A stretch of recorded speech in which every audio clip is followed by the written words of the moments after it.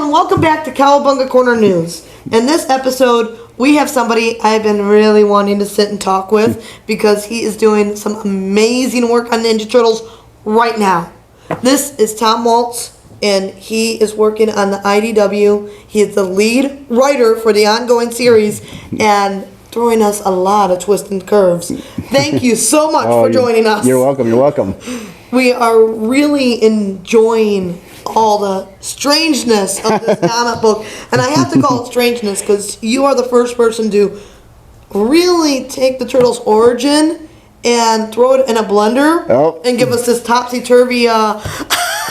Well, I always look at it as it's kind of unique because I'm kind of that person that has the opportunity to do that. So it's one of those things where the comic was at Mirage for so long and obviously at Image for a little while and with the Archies, but the reality was it was kind of within the same group of creators and folks that had been working on it from the beginning, you know, Kevin and Peter and then Peter later on.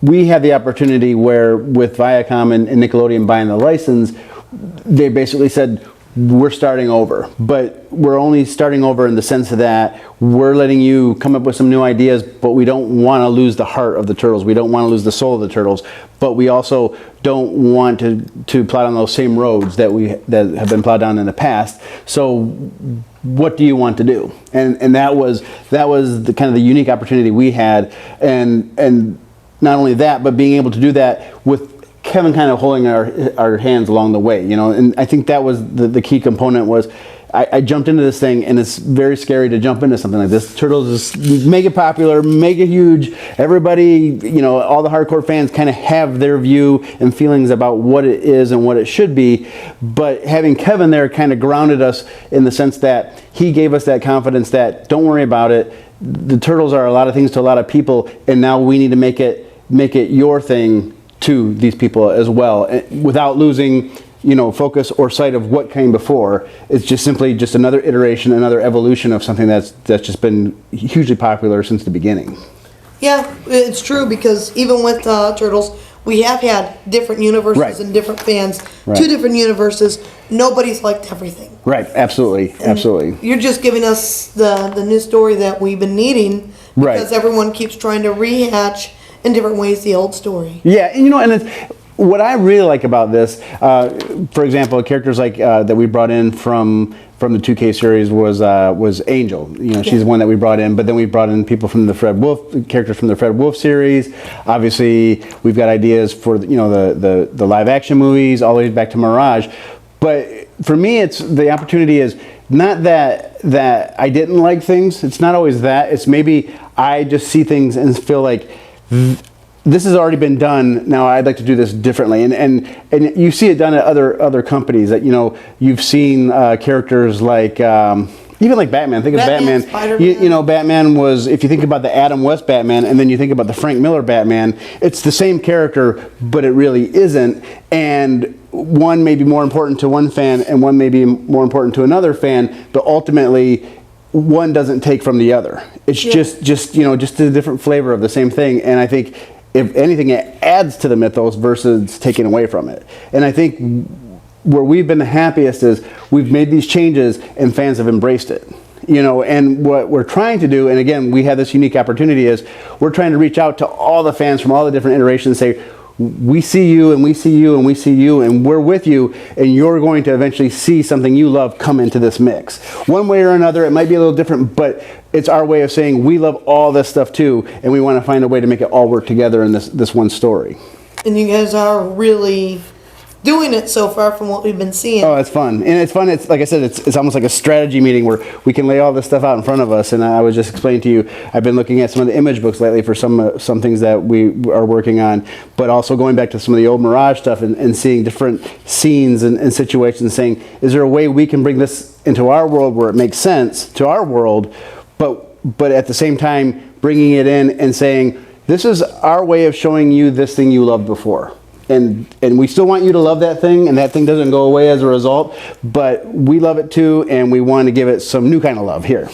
I know when this comic first started, and I first realized, wait, they've only been mutants for a year? Yeah. And how are they supposed to be teenagers? You had me like, going, am I going to like, or what is this? Right. And the hardest thing sometimes for us, and I always tell Kevin, because Kevin's got a saying he always throws our way, and he'll say, wait till the fans find out the answer, they're going to poop purple bricks. And so he always tells me. But the funniest thing is that whole controversy, like, how can they be ninjas? This doesn't even make sense. And, they're just trying to rush it along. And it's the hardest thing, and where we have to be the most disciplined, is to keep that to ourselves, because we know the answer. We've plotted this thing out. We're out years now already plotting this thing, and so we know that eventually that's going to be answered. And one thing we strive to do, not just IDW, and not just Kevin and I, not just Bobby as our editor, but also Nickelodeon is very concerned that they want things to make sense. They don't want us having these dangling plot threads. They don't want us doing things just because. We oftentimes in our meetings, when we're going back and forth on proposals and plots, it's us saying we want to do this, and the Nickelodeon saying, well, why are you doing this? We want to make sure this makes sense down the line. We don't want this to become something that down the line we're going to have to do some kind of retcon because we forgot about this plot thread that we built way back in issue 1. And so it's a pretty intricate process, and it's thought out. So when I see fans, especially I go to Technodrome Forum a lot, and there's a lot of debate, and I love watching the debate. But I'll see this line of thought, and people are saying this is going to go wrong, and they forgot about this, and I know we haven't, but I can't say anything. Sometimes it's frustrating. It's entertaining at the same time as frustrating, because I wish sometimes I could say, no, well, we're going to do this and this, so it's going to work itself out. But then what's the fun? People need to find out. So I tend to go out there and say, have faith. Have faith. The one thing we are doing is thinking this through. It's never, hey, we're just going to throw this character in there because this character is coming in for a reason. And even like things like stuff have gone down in the micro series. Like we've kind of had a little hint at Bebop and Rocksteady. That wasn't just to titillate the Fred Wolf fans. There's a reason we did that. It hasn't come to fruition yet, but eventually all those little moments are important, and they're important to the plot, and they will be worked out as the story progresses. I also really like that for those of us who are very skeptical of the idea of reincarnated characters, that you have Donatello actually questioning this the full time. And it's one of those things where I mean, it's probably about as spiritual, or if you want to use another term, religious as we'll get probably, but it's one of those things where ultimately Donnie, I think, is the voice for those fans that are skeptical, because there's going to be the fans that Leo's kind of like the guy that's, hey, it works. If my dad says it works, then it works for me. That's all I need to know because I'm here now and I'm a ninja now, and that's what I know and that's what I need to be. Where Donnie is a ninja, but Donnie's also a scientist, and he's kind of the guy that's a little more pragmatic than the rest of them. He's saying, wait a minute, I can buy some of this stuff, but I don't have any evidence. I need to see the proof. And I feel like Donnie's important in that way, because we do have that set of fans that are saying, wait, this doesn't work, or it hasn't happened before, or how can they be reincarnated? And I like that. I like that we have that question, because ultimately it's going to come down to how well we tell the story is going to prove how well people will buy into it. And I think it's the same way as how their life continues and progresses, and their life as a family and as a team as ninjas, I think will ultimately show how well Donnie buys into it. But Donnie's got, a partner in this now. We're bringing April into it, and our April is a scientist too. And so he's got this person that I think he can kind of bounce off of now and say, I'm having a hard time buying this, and maybe April's not having such a hard time buying it, but she also understands where Donnie's coming from. And so I think you're going to see them kind of work this out in their own way, and not just on the reincarnation side or the spiritual side, but on the scientific side too. And we've even had Splinter say to his sons, yeah, we've been reincarnated. I believe we've had a past life, but we wouldn't be where we are without the science that brought us here too. But is the science part of this destiny? Is the science part of this fate? Did the science exist because it was fated to exist? Those are the things I like to play with, and I think it gives us things that we can go back to and create interesting stories and side stories based on their origin, and that the origin is a mystery. I like to kind of keep it a mystery, because I can't explain reincarnation. I mean, I don't think anybody can. I can tell you what I think it is, and I think Splinter can tell you what he thinks it is, and even, you know, Shredder to a certain extent, and maybe even Donnie, and maybe Donnie thinks it's all bunk.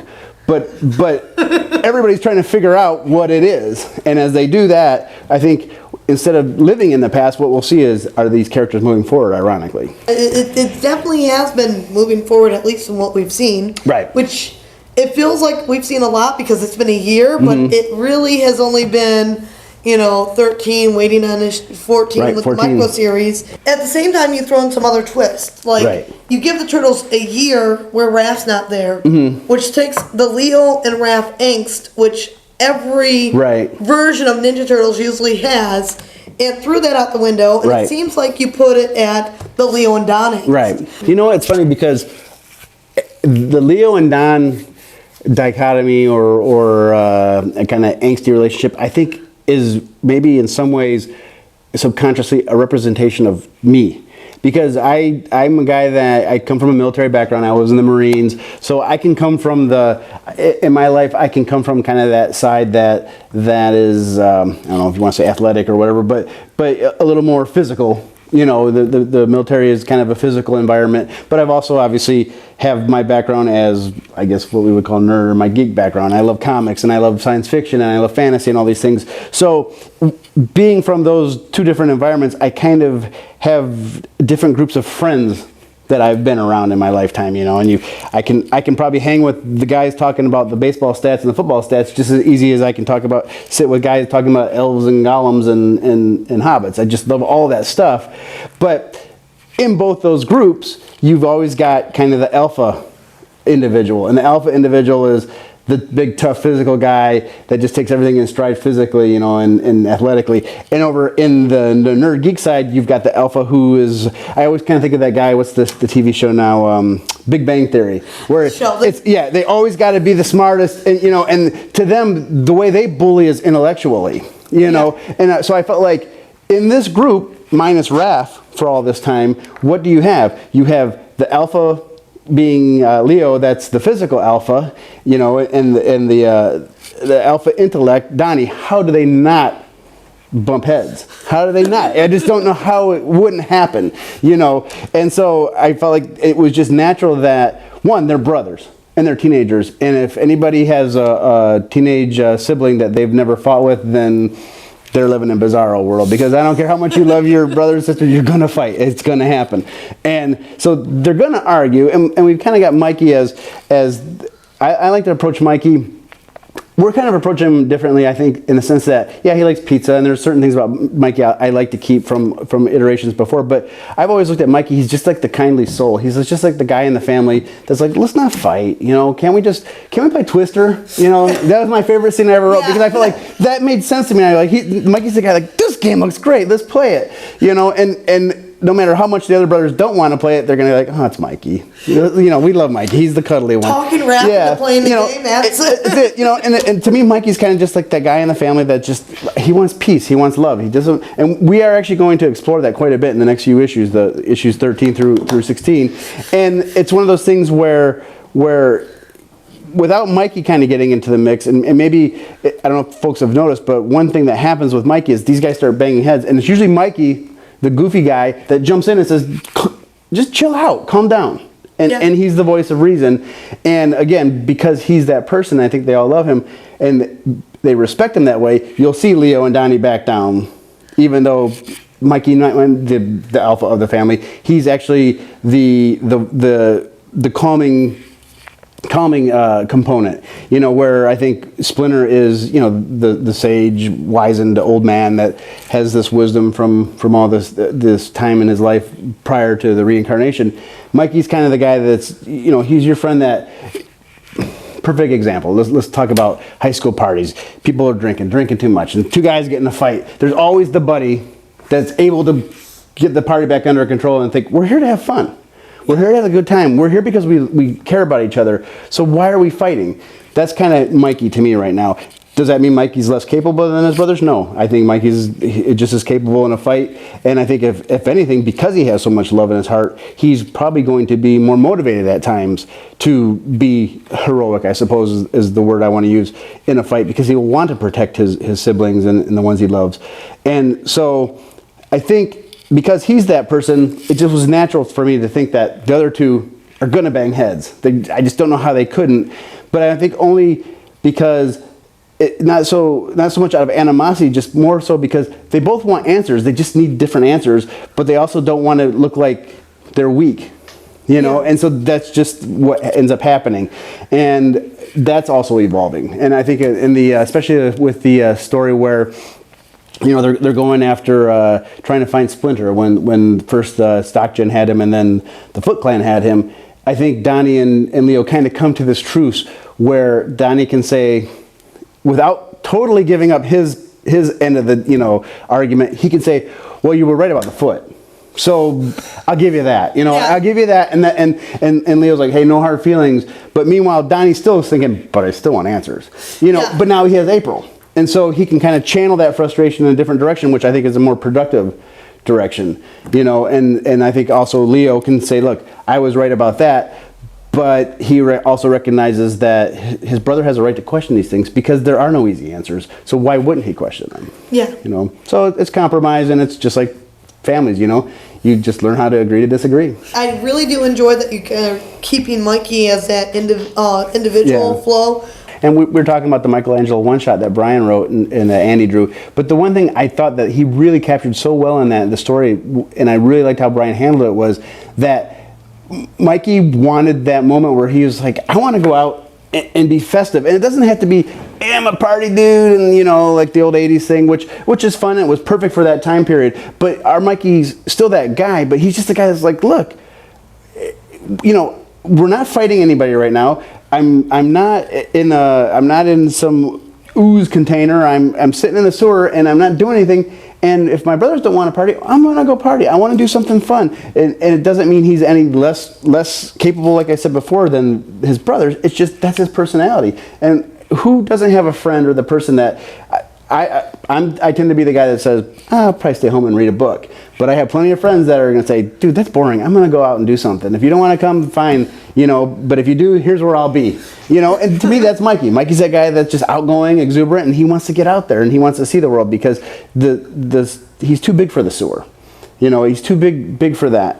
But he's not too good for it. He's just too big for it. And I think that's okay. I think it's okay for him to be that person. Oh, he realizes there's more to this world. Oh, yeah. Adventures out there waiting for him. Yeah. You know, I always look at it like I said, we work with Kiss a lot and Gene Simmons, and Gene's probably the busiest guy I know, and Gene always says, I'll sleep when I die. And I kind of think I take that and I kind of throw it into Michelangelo. And, you know, Michelangelo's kind of the guy, I'll sleep when I die. Right now, if I'm sleeping, I'm missing something. You know, there's more to be done, and it's probably fun. Or if it's not, I'll make it fun. I've really been enjoying how the micro series has been connecting to the ongoing series. And like you brought up the Mikey one, each of these have been pulled into the ongoing series where they're referenced back to. Right. And so what is the process of the micro series since they are written by different writers? It's funny because I'm going to give Brian Lynch a huge amount of credit for this. Early on, you know, we had the plan to do the ongoing and the micro series. So we were obviously early on planning our running plot for the ongoing, but we needed because of the way comics work to solicit stories, you know, way in advance so that we can get them out to stores for pre-orders. And so we brought Brian in, who's a huge Turtles fan, and said, look, we're going to kind of pay an homage to the old micro series, so we're going to do the Raph story first, and et cetera, et cetera. Here's kind of what we're planning with Raphael and Casey and stuff. And then Brian just brings these huge ideas to the table. And so a lot of what we're doing now in the main series that you can look at and points back to those micro series, it's because Brian created those ideas. Those were ideas that he brought to the table, and we said we love this, and not only do we love it so much, we're going to find a way to work it in to the main series. And so a lot of those first 4 issues, those were just Brian's ideas. that we love so much, and he's just such a creative guy that we said not only do these work, but they work long term for us.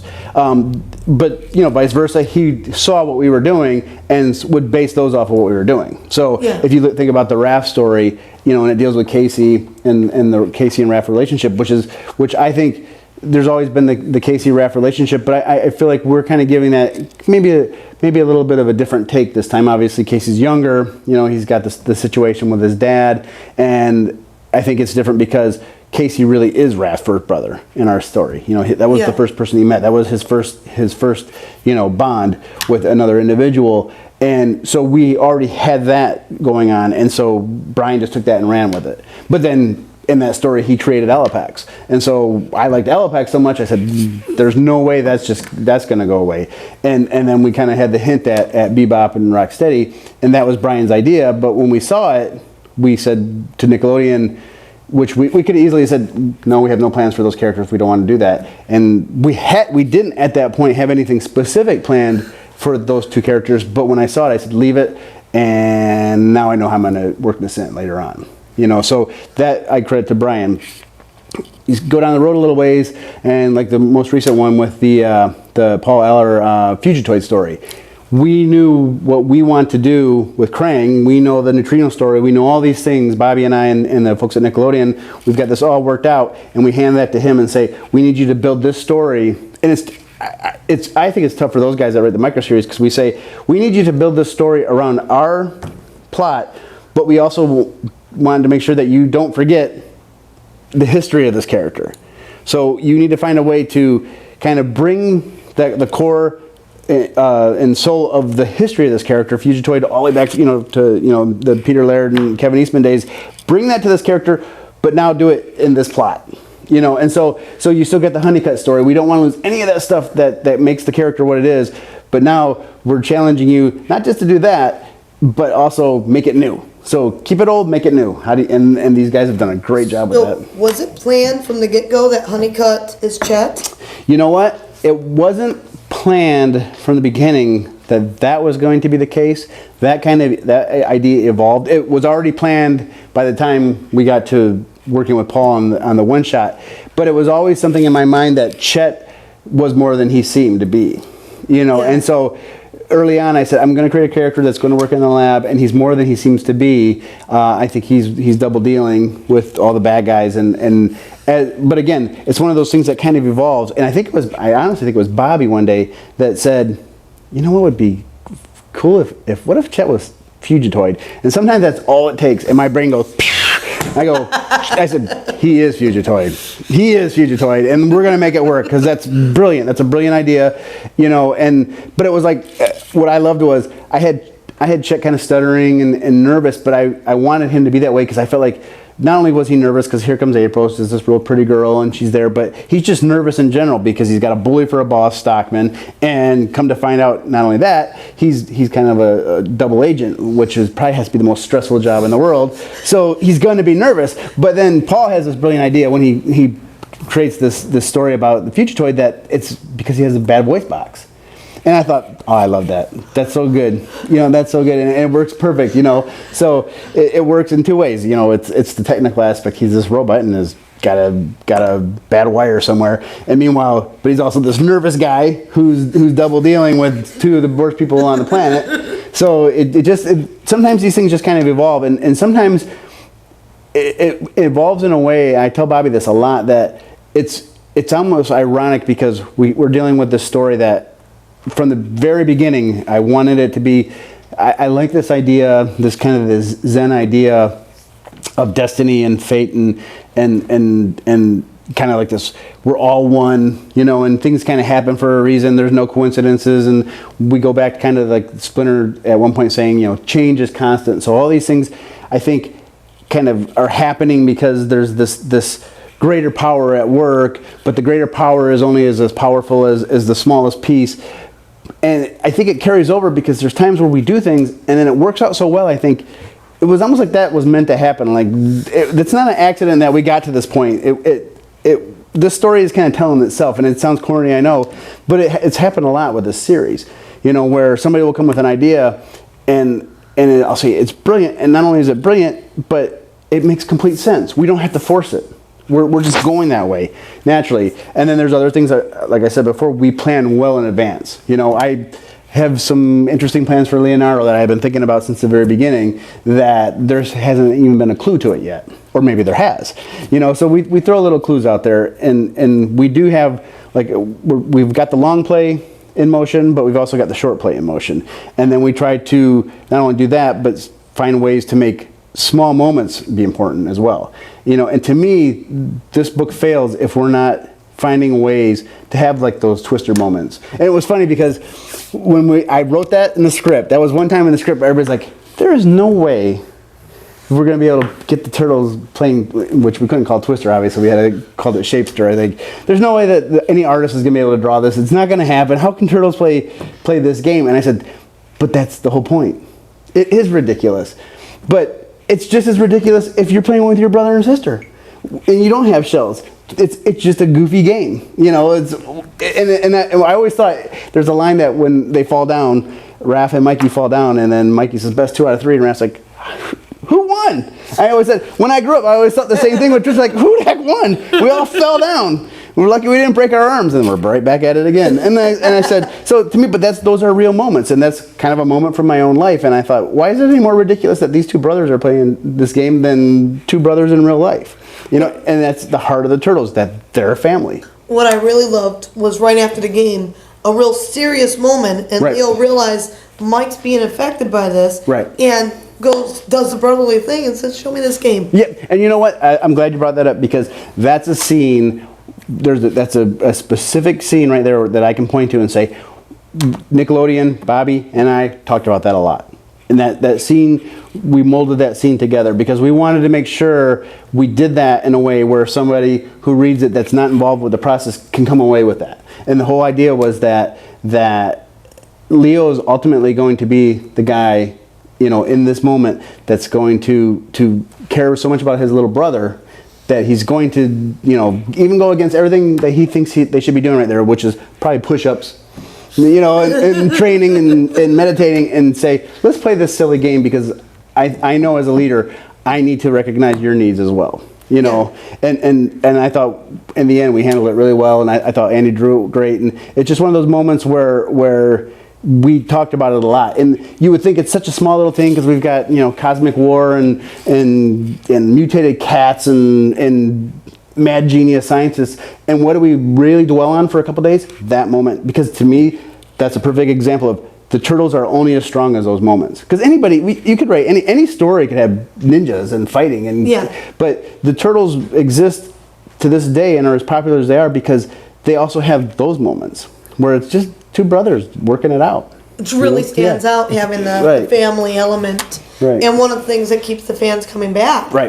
So I know I've been loving those areas, but I also been loving your development with the villains between Baxter and Krang. It's just been watching those guys, and then just seeing Shredder and Karai butt heads, boom. It's funny because I really love strong female characters like that, and I thought, especially like Karai, I thought they handled her so well in the 4Kids version, and so. What I wanted to do was bring her into the mix when it made sense, but she was like always one I was itching to bring in because I think she's just such a cool character. And I'm going to answer a question. You're the first person I'm answering this question to because I get it asked all the time. Why does she call him grandfather when he obviously was resurrected and so wouldn't really be her grandfather? And the easy answer is because I don't think she wants to say great grandfather all the time. So it's just a term of endearment that's a lot easier than really saying what he probably is. You know, so he is her grandfather, just, you know, many times removed. So that's why she says that. So all the people who keep asking that question, there's your answer. But yeah, with Karai and Shredder, it's the same, but it's the same idea. Because he's her great grandfather, he's probably coming from a time that's a little less enlightened, at least as far as female rights are concerned. So what we're seeing there is, and something that I thought they did, you know, in the 4Kids version is, he probably isn't going to accept the idea, regardless of her abilities, regardless of everything she's done. She's really the one that's brought the Foot Clan back to where it was, because you're going to start seeing the story behind the Foot Clan, and that it went away from the Secret History of the Foot is awesome. Wait till you guys see that. But, I can't wait. Oh, it's awesome. And they, you know, they kind of went away. They became this kind of like this. What's the movie? Austin Powers. Actually, you know, the Austin Powers movie always made me laugh because it got to the point where they were saying, "Oh, we don't build bombs anymore. We just acquisition companies, you know, and we take them over and we make profits." And was it Dr. Evil was saying, "What's the fun in that? You know, I want to build bombs. I want sharks with lasers. You know, I want that kind of stuff." And so, yeah, he's like, and so I was kind of like, as the Foot kind of became that thing, it became like this almost like an evil empire, but in the business sense, which making just as much money and probably just as powerful, but it's not the same kind of power that you would associate with ninjas and warriors. And so Karai is kind of the catalyst to bring them back to where they are. Not only that, to bring the greatest Foot, you know, leader back to life, and he comes back and first thing he's saying is, "You're a girl.